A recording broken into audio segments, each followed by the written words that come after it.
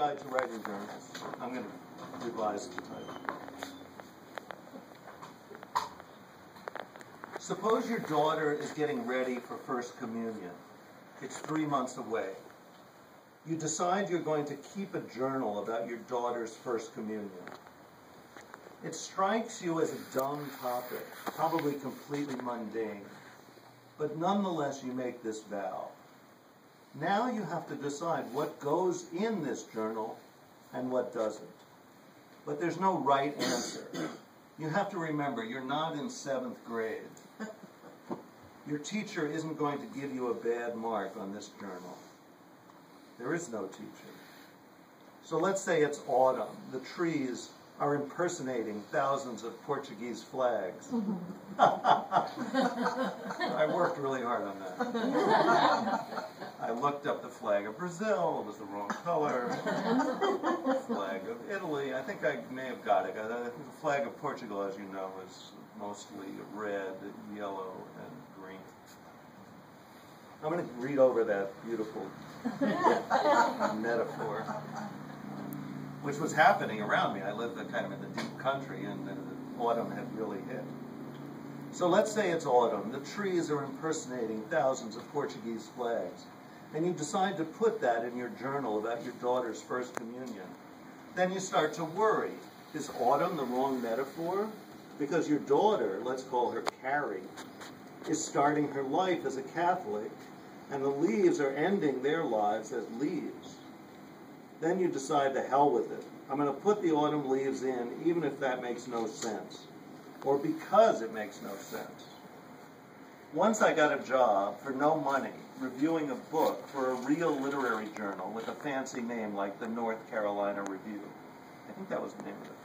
So I read the book, which was a book of poetry, and I began to keep a journal of thoughts about the book.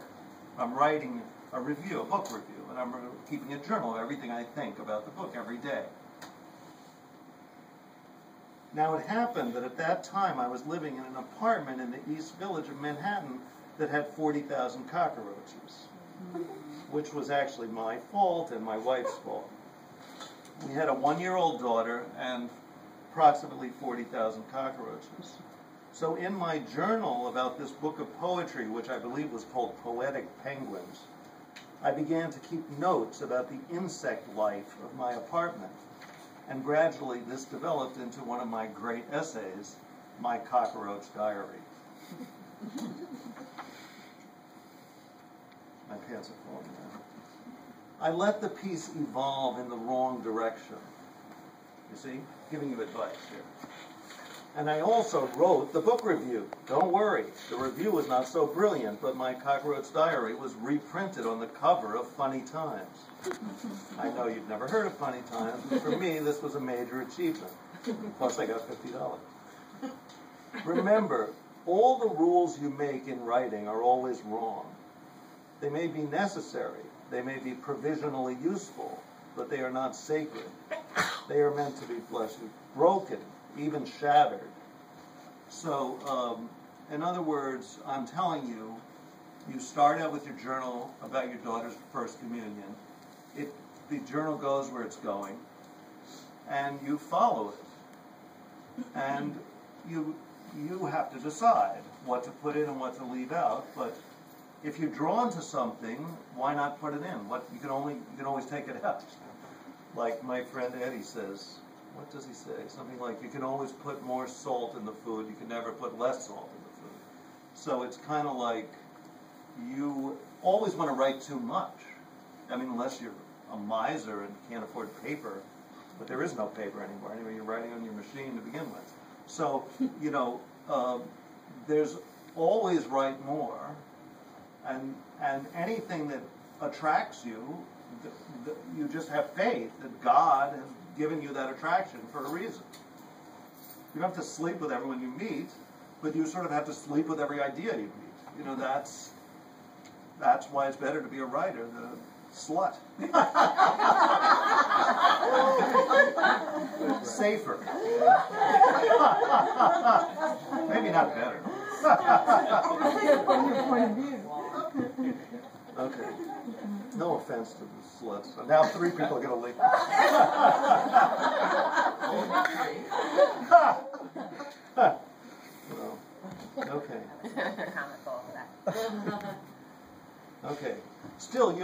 decide what to leave in the final version of the journal and what to take out. My strategy is essentially poetic. I began as a poet, and I'll probably end as a poet. Also, come to think of it, I'm still a poet. I write approximately 750 poems a year, most of them perfectly awful. But that's a separate question. The point is that poetry gave me a method for writing prose. Basically, I'll work on the journal about my daughter's first communion. Then when it's done, I'll let it sit for 3 months until I've largely forgotten about it. Then I'll reread it. At this point, I'll make a copy of the original, on my computer, of course, in case all my subsequent edits are misguided. In my new second version of the journal, I'll take out everything that bores me. So now I've got the original journal minus everything that bores me.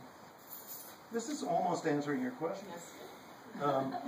Now I'll try to make the connections work between the entries.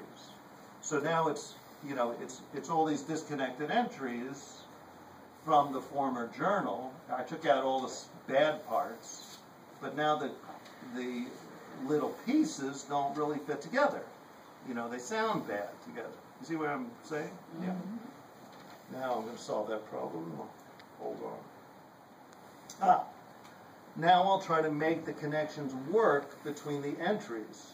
It's just like the lines of a poem. Each line has to introduce the next line.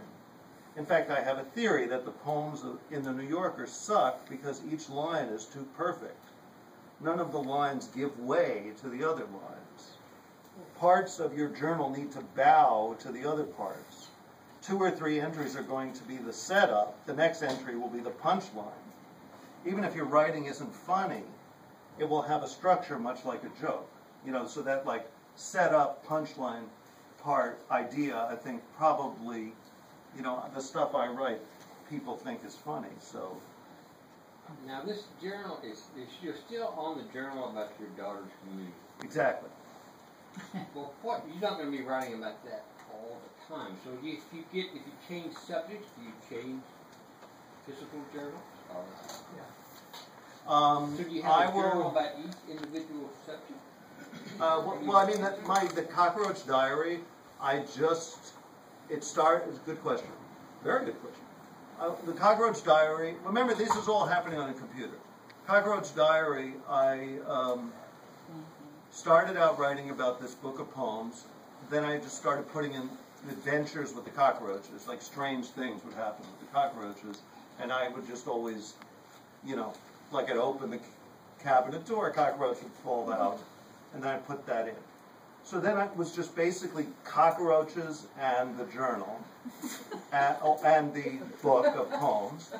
And then I later edited it into 2 journals. I separated it sort of into, and then eventually I just started writing about the cockroaches. I stopped. I ran out of thoughts about the book of poems, but there's all sorts of adventures. My daughter would try to eat a cockroach.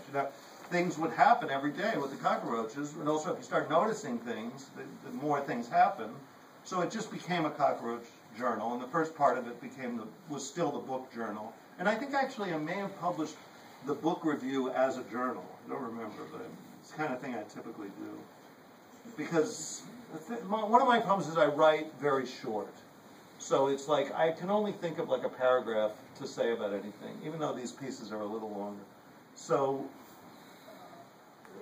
if you write disconnected things, how are you going to make them into an essay? The Sun is nice to me because Cy is in love with me, so they let me write these things as journals, which is very lucky for me because they would not really work as essays, I think. I sometimes try to write real essays, but my thoughts are too disconnected. So then you have that structure of the journal, you can write very, very separate, each like a little set piece, and then you move to another one. And so anyway, let's say it's my daughter's first communion. I put in everything that happens that month, those 3 months. I was going to put my daughter's bat mitzvah, and I thought, it doesn't have to be that Jewish. So I changed it to first communion. So now I have a journal of everything that happened for 3 months. Then I just decide, what is that journal? Is it any good? It may suck. Then I just throw it out. If it looks good, I'll cut it down, and I may take out the First Communion part. You know, I'll just see what I have and chop it down and see what. In other words, you know, Michelangelo said, how do you make a sculpture? Everyone's heard that. You know, how do you make a sculpture of a rhinoceros? You take out everything that isn't the rhinoceros. You know, that's what I'm telling you. You know, I don't know how I do it, really. And that's why I'm not qualified, really, to teach this class. I know this, I can tell you this much, since you are forcing me up against a round wall.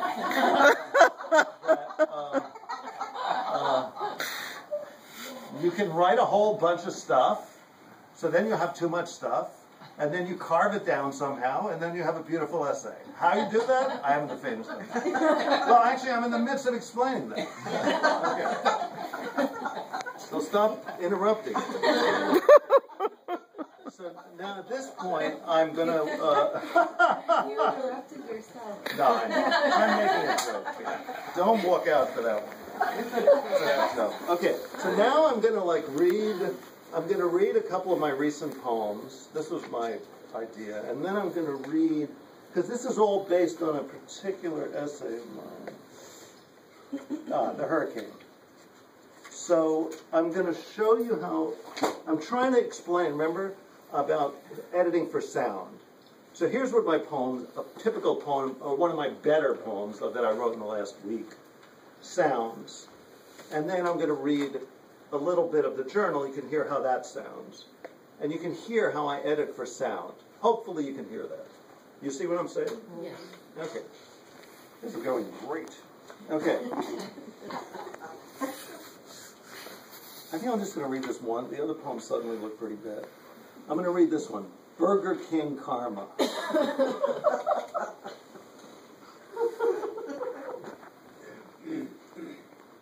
I bought French fries at Burger King, and they gave me free packets of ketchup, pepper, and salt. To thank them for their kindness, I wrote this poem.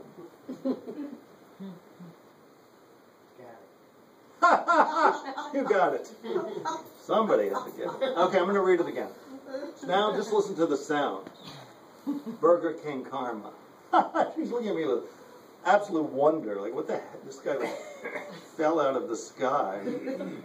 Burger King Karma. I bought French fries at Burger King, and they gave me free packets of ketchup, pepper, and salt. To thank them for their kindness, I wrote this poem. It has very nice sounds in it. I mean, it may not be a good poem. And it could be that this really is what you have to do, is write thousands of bad poems. I mean, this is not a unique thought. You know, many of the great writers started out as bad poets. James Joyce comes to mind. I think Eugene O'Neill. You know, it's like Abraham Lincoln, good example. Terrible poet. But, you know, his prose, particularly his greatest prose, is, you know, the greatest American prose, maybe. So he was working with the sound, thinking about the sounds of words, thinking, you know, like I'm thinking here. I bought French fries at Burger King. I was going to say, I bought a burger at Burger King. I bought a Happy Meal at Burger King. I bought a whatever, I never go to Burger King. I don't know what it is they sell. I was going to look it up on the internet. And then I thought, I bought French fries at Burger King. The sound of it is very nice. I bought French fries at Burger King. I bought French fries at Burger King. And they gave me free packets of ketchup, pepper, and salt. There's an ampersand in there, so you don't even have the word and. Ketchup, pepper, and salt. Ketchup, pepper, and salt. Ketchup, pepper, and salt. You can look at them. You know, I'm just trying to, like, give you a sense of how the sound of it, you know? So, is meaningful to me. You know, this is my job, is to try to make beautiful sounds in words. Can I make a request? Yeah. Can you wait to read the essay just for a second? Sure. Oh, okay. I don't want to miss anything that I wrote. Okay. Well, then I'll read you another one of my poems. She'll be missing nothing by hearing not hearing this poem. This is a poem called Born to be Wild. I was born to be Oscar Wilde.